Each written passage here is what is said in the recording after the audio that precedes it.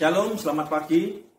Kita akan memulai hari kita pada pagi ini dengan terlebih dahulu merenungkan sebagian daripada firman Tuhan yang terambil dari kitab Daniel pasalnya yang ketiga, ayatnya yang pertama sampai dengan 30. Tema renungan pada pagi ini yaitu iman yang benar dan dahsyat.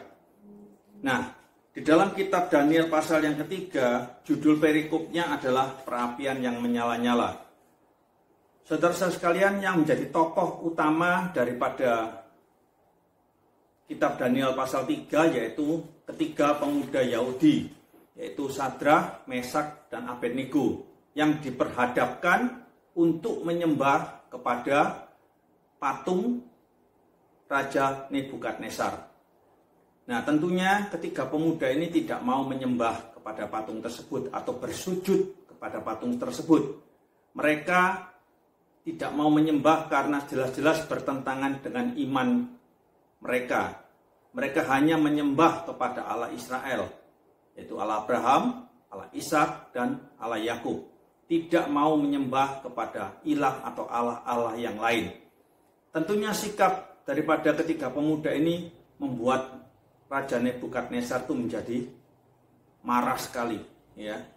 Dan dia memberikan ultimatum kepada ketiga pemuda tersebut. Kalau mereka mau bersujud menyembah, maka mereka akan selamat dari perapian. Tetapi kalau tidak, mereka akan dilemparkan atau dicampakkan, dibuang ke perapian raja yang telah dibuat oleh raja tersebut. Hal ini jelas terlihat di ayatnya yang ke-15. Sekarang, jika kamu bersedia, demi kamu mendengar bunyi sangkakala, seruling, kecapi, rebab, gambus, serdam, dan berbagai bunyi-bunyi, sujudlah menyembah patung yang kubuat itu. Tetapi jika kamu tidak menyembah, kamu akan dicampakkan seketika itu juga ke dalam perapian yang menyala-nyala. Dan dewa manakah yang dapat melepaskan kamu dari dalam tanganku? Nah, ancaman raja ini atau ultimatum raja ini sungguh merupakan satu konsekuensi yang sangat berat buat ketiga pemuda Yahudi tersebut. Tetapi jawaban yang diberikan oleh ketiga pemuda tersebut sungguh-sungguh sangat mengagetkan dan sangat mengagumkan. Kenapa? Di dalam ayatnya yang 16 jelas di sini dikatakan bahwa lalu Sadrah, Mesak, dan Abednego menjawab Raja Nebukadnezar, tidak ada gunanya kami memberi jawaban kepada Tuanku dalam hal ini. Jika Allah kami yang kami puja sanggup melepaskan kami, maka ia akan melepaskan kami dari perapian yang menyala-nyala itu, dan dari dalam tanganmu juga ya Raja.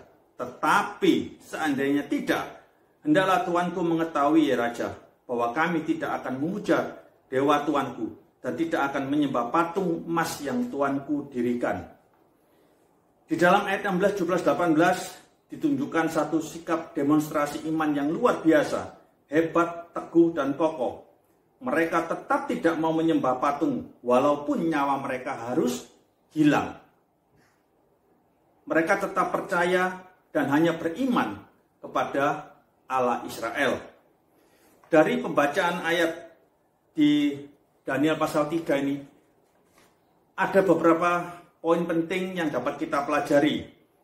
Yaitu yang pertama, di dalam kehidupan kita sehari-hari, kita diperhadapkan dengan perapian yang boleh kita katakan sebagai berbagai macam persoalan, pergumulan, kesulitan, tantangan hidup yang dapat kita hadapi setiap harinya. Khususnya di dalam masa-masa sulit, terutama dalam masa-masa pandemi ini, kita seringkali berhadapan dengan berbagai macam masalah tersebut. Kita sudah berdoa, memohon kepada Tuhan untuk menolong kita. Dan kita senantiasa selalu menunggu pertolongan Tuhan. Tapi pertolongan Tuhan itu tidak kunjung datang. Seakan-akan Tuhan itu membiarkan kita menghadapi masalah itu sendirian. Tidak peduli dengan seruan doa kita. Saudara sekalian, dari sikap ketiga pemuda Yahudi, sungguh merupakan satu kekuatan buat kita.